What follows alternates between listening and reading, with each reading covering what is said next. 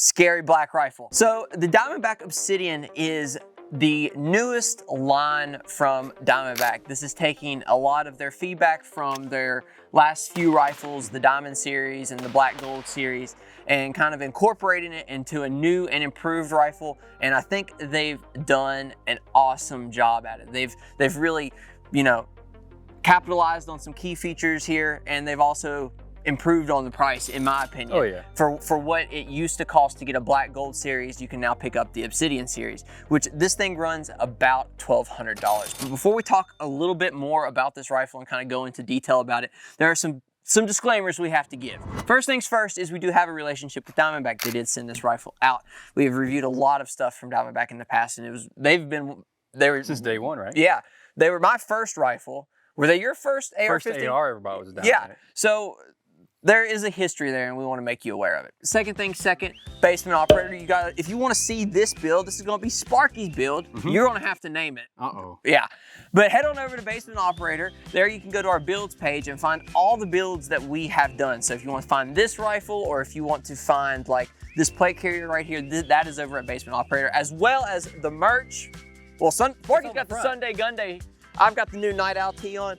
We're doing a ton of night vision stuff. So if you want to go check that out, then by all means head on over to Basement Operator. Please. And if you see a Safety Third t-shirt over there and you'll notice it's sold out, you tag us in an Instagram post or something in your PPE, we might send you a Safety Third t-shirt free of charge. Last but not least, big shout out to True Shot. True Shot sent over a bunch of GGG 556 M193 ammunition here for us to test and review on the channel, and we've been very big fans of the ammunition so far. The ammo's ran great, and most everything we've put it through, it's been reliable, and it's held a very decent group through most of our AR-15 platforms. It'd be a great ammunition if you're looking for something to buy in bulk and train on, or if you're just looking to store it and prepare for whatever the future may hold. We want to give a big thank you to True Shot for supporting the channel. Make sure to go check them out at basementoperator.com/links, and it's the top link. It's big, red, you cannot miss it. So thanks again to True Shot. Let's dive right into it, Sparky. You want to go over the general specs and then kind of how it ran? Sure. So you want to go tip to butt, butt to tip? Butt to tip, we're gonna mix it up. Butt to tip. A lot of companies, I feel like, had started out with the traditional, you know, mag pull stock where they didn't have the CTRs, and I think enough people griped on the internet about not having a CTR stock, and I'm glad I'm starting to see it everywhere. PSA is doing it, Diamondback's now doing it, and I think the CTR stock is one of my favorite stocks. It's probably my go-to for the money. Yes. You get a bunch of features. You got the QD points on both sides. Locking feature. It's locking feature. It's still 4-point adjustable stock, but you got the locking feature to where when you shoulder it doesn't rattle as much. Exactly. You know, it doesn't rub when you're rubbing against your plate carrier. You don't have this bouncing around. Yeah, the locking feature is one of my favorite Much more parts. stable. It also has 2 points here in the back if you want to run a more traditional like loop through sling. So I mean, it offers a lot of versatility, and it's relatively inexpensive. If you want to upgrade to a CTR, CTRs are only like $50. Yeah. So I mean, one of the best stocks. Yeah, and you can change out the pads if you were shooting something bigger than a 5.56. I mean, you might need it though, but like if you want to change them out, you can put the thicker butt pad on there to, you know, handle the recoil. Yeah, exactly. So awesome. I'm glad that Diamondback has went with this for the Obsidian. It's, like I had mentioned, one of my favorite stocks. Moving forward, you just have a buffer system, standard buffer system. You have your staked castle nuts, which are always nice. Traditional end plate. You could put a QD. You could put QD point back there, but that's not that big of a deal. There's a plethora of QD points. The only time you'd ever really want to run a QD back there is if you're running a one point sling. Yeah. Which I mean, people still do, but I'd say 2-point slings are more of the trend these days anyway. Some other rifles I have a QD here and attached up here towards the front. But it just depends on how you want to carry it. And how high you want to sit. I typically like the rifle up a little bit higher, but that's just me. But like I said, that's a I like mine QD on the front and QD here on the back, so it doesn't bother me that much. It's just that's super nitpicky. Which most rifles, unless you're buying like a BCM, don't come with that anyway. Yeah. Well, you got to really push the envelope in terms of price. Yeah. So now we're starting to get into actual meat and bones here. So we have a forged upper and lower receiver. All right, so you have a Break Arms Warhammer charging handle, which it has a nice extended charging handle to, get a good grip on. If you were either left or right-handed, you can charge it with both fairly easily.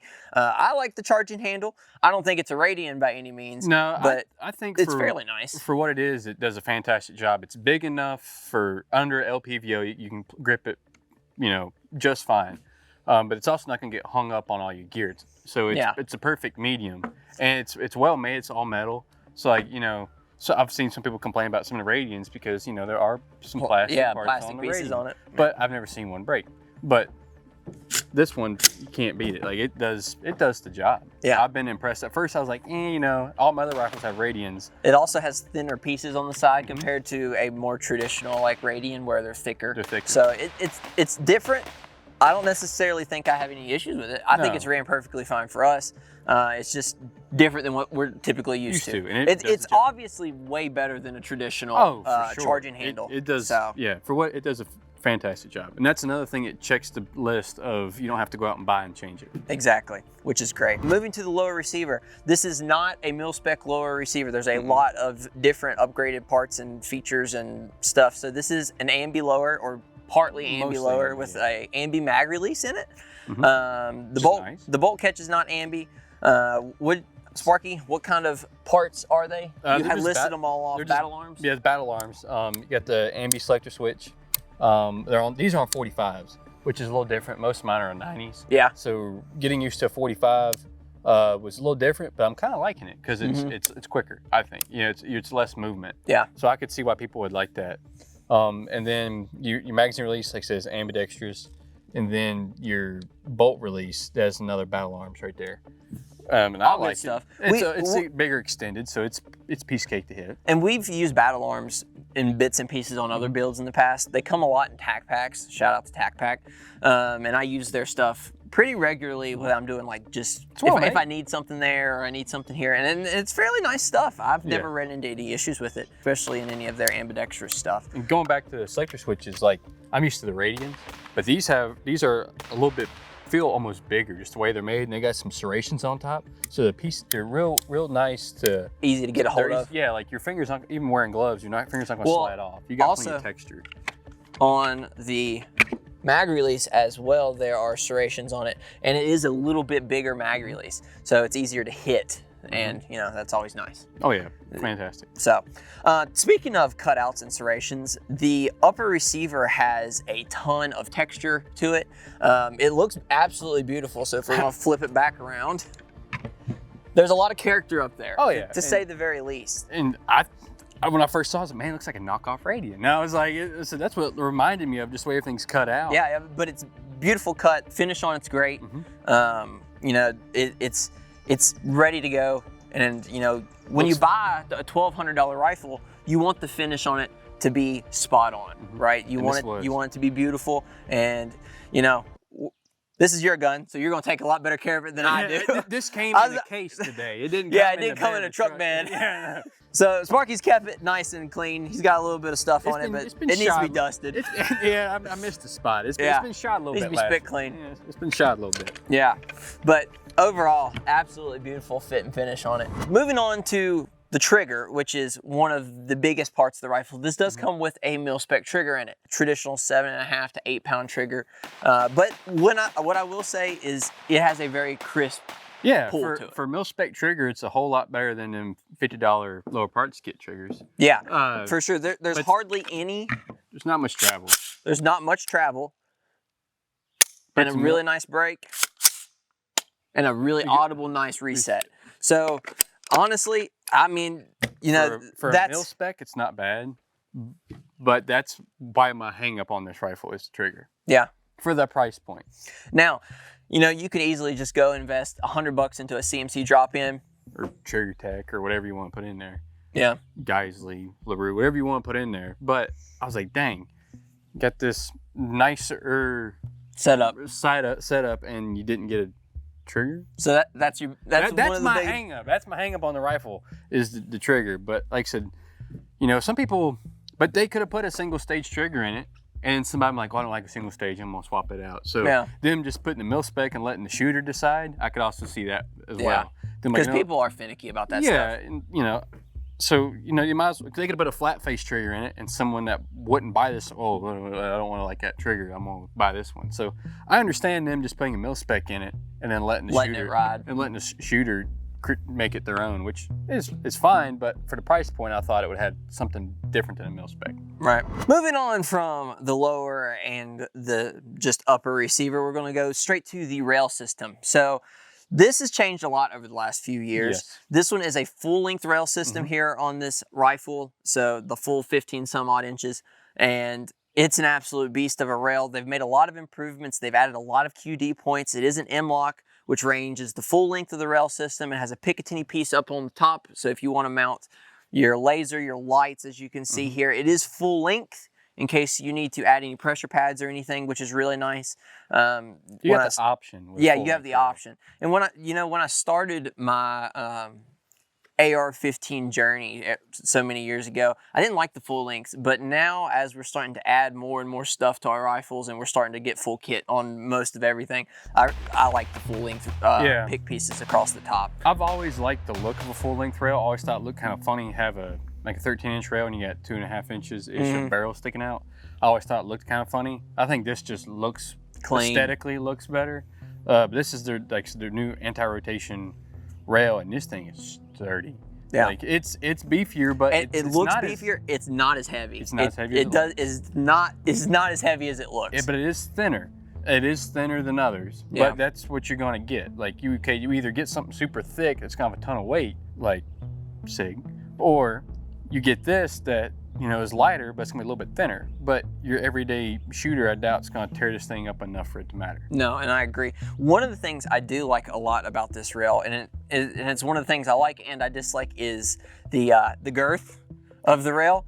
I like having something to hold on to. Yeah, it's beefy, but you know, one of the benefits of it is when you add your M-LOK stuff, a lot of times companies will make rails that are hugging the barrel, and as you add your M-LOK stuff, the M-LOK screws will tap into the barrel and will shift the barrel, and you know, just mark it up, and that's one of the things you don't have to worry about with this. Is there's enough separation where you can add all your M-LOK stuff. And you don't have to worry about contact with the barrel, which is really, really nice. Gas block or whatever. Yeah. Also, you get your hand a little farther away from the barrel. So if you're not wearing gloves or you're doing a whole lot of shooting, heat's bothering you less. Yeah, it gets your hand and all your stuff away from the barrel just a little bit. Does that really matter? Depends on how much you're shooting, I guess. But it is something to think about. It gets your hand a little farther away, and I don't know. I'm a fan of it. I like a little bit more to hold on to. So it gives you some options there. Yeah.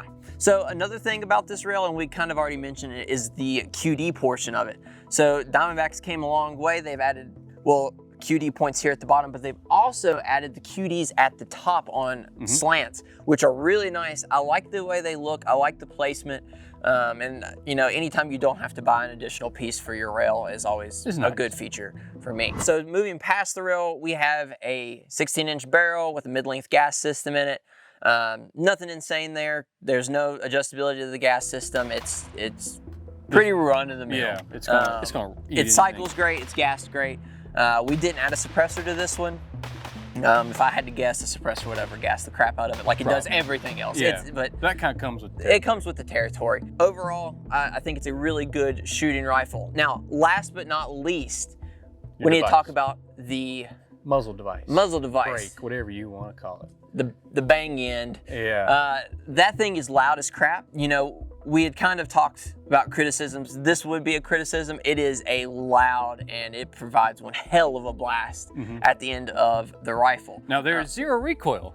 Yeah, it's 5.56. It's a big old tank brake up there. Pretty much. But it throws a blast, and it throws. If your buddy better have his ears on, because it's loud. Yeah, it's loud, but it does the job. I would rather be like a 3-prong or a 4-prong or something like that. But yeah, it's hard to beat the aesthetic of something like a 3 or 4 prong. Yeah, but this one, like I said, it does its job. If this was on a 308, I'm like, okay, makes sense. You know, recoil mitigation. I get it. Right. But 5.56, you don't need the recoil mitigation, I wouldn't think. with this, but this one does throw a pretty good flame and a big blast. That's one of the other critiques. So somebody might like that. Somebody might like something that takes all the recoil off of it, and it's just them shooting, and they don't care about the guy standing next to them. Yeah. So overall conclusive thoughts on it. You know, it's a well built out rifle. Now, let's talk about how it performed while we were shooting it. But before we do, let's go over a little bit how we had it set up, so you can have like a reference point to our testing. We ran it with a Swamp Fox 1-4. Awesome little optic. It does really great. The illuminator was left on naturally. I turned it off. Oh, did you? Yeah. Oh, okay. Streamlight up in the front, and then it has MBUS Pro offset mount iron sights, and then a little Troy hand stop here at the very bottom. So it's more of a GPR-ish setup. More like a dual rifle setup. Typically, this is a very standard setup we run a lot of rifles in. We have a lot of experience running rifles like this. We're big fans of the LPVO system. This is one of the first 1-4s, but you know, Swamp Fox, the awesome optic. We've had it for quite some time now. I'm a Vortex guy, and I'm a fan. So far, I'm a fan. Yeah. So that pains me to say, but I'm a fan. So that's how we kind of had this set up, and this thing run like a charm. It never had an issue. No matter what ammo I put into it, it ate it just fine. Yeah. Never had a malfunction. Now, granted, I did clean the rifle first. That might have something to do with it. You know, I don't know anybody that cleans their rifle first. I don't know anybody that cleans their rifles, so that's good for you, Sparky. Yeah, we had no reliability issues out of this. We've had it for quite some time. We did the Swamp Fox review on it, and we've just been very pleased with how it performed here on the flat range. That's right. We did not take it out to any incredible distances or anything, you know, but here just shooting it, testing the reliability, testing accuracy on it. It's a good, accurate little rifle, and a lot of that comes down to the ammo type. We were running a lot of M193, just basic, run-of-the-mill. Basic stuff. I mean, stuff you pick up at True Shot Gun Club. Yeah, wink, wink, nudge, nudge. Yeah. So, Sparky, who is this for? Why would you get this? I'm torn on that, because if you're wanting, all right, hypothetical situation. If you are a first-time AR buyer, and you want a gun that's out of the box, ready to go, and you kind of want the nicer trinkets already on it, this is a good one to buy. It is. But if you don't have $1,200 to spend and you got $500 to spend, I would say don't buy it. Yeah, well, when I think of the price point of this rifle, right, and it's on Diamondback's website for that $1,200-ish, you know, taxes, shipping, all that great stuff. You got to think what other rifles are priced at this point. Right, you got to think of the PSA Saber. You got to think of maybe a parted out BCM. Yep. You got to think about like Arrow, yeah. And Arrow just released a Pro Series model that's, you know, in that price range. Stag. Yeah, and then you got Stag. So you got a lot of rifles that are coming in at this $1,100, $1,200, and you got to ask yourself, does it stand out? Does it step up? I think this is a competitive extremely option. You're getting the ambi stuff. You're getting the improved charging handle. You're getting one hell of a rail system on it. Oh yeah. And it is reliable. It's awesome. Comes with most everything you want on it. And I think it comes down to a lot of brand loyalty and what exactly you're looking for. Now, does it have a really nice receiver and upper set? Yes, it stands out. It is a nice cut. It's beautiful. It's going to draw some eyes. It's going to draw some eyes. So I think it is a big player in the game in terms of that price range. In the $1,000-ish range, this is a huge player. Like, so I wouldn't have an issue if someone's like, hey, I got $1,200 to spend on an AR. This is probably going to be toast top of my list. I like this better than the Saber.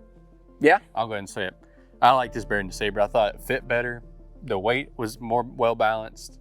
I thought the features you got with it, I like this better than the Saber. Yeah, that's true. I do want to mention, if you are shopping at Diamondback's website, I do have code there. That's right. Yeah. I do.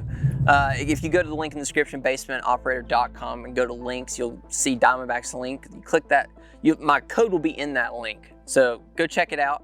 If you're buying anything, it gives you like 10% off if it's not on sale. Save a little bit of cash. Save you a little bit of cash. So with all that being said, I think it's a really great rifle. I think it definitely has a place. It has a competitive place in the market. And I think Diamondback did a really good job. They listened to a lot of feedback from a lot of their customers, and I think they really put out an awesome rifle. And they gave you what you wanted, or kind of all you need and what you wanted. Exactly. There are some little things that are personal preferences to us, like the trigger and the brake. It is what it is. I mean, that's our opinion. That's our opinion. That's our opinion on it. But I think overall it is a nice rifle. And like I said, I wouldn't have an issue recommending this to somebody. And I think Diamondback really knocked it out of the park. It's out of the box, ready to go. Yep. So make sure to hit the like and subscribe button. Make sure to follow us on Instagram and go check out the build at basementoperator.com. Big thank you to True Shot Gun Club today for supporting us and supporting this video. And we'll see you guys on the next one. As always, take some outdoors. Peace. Bye.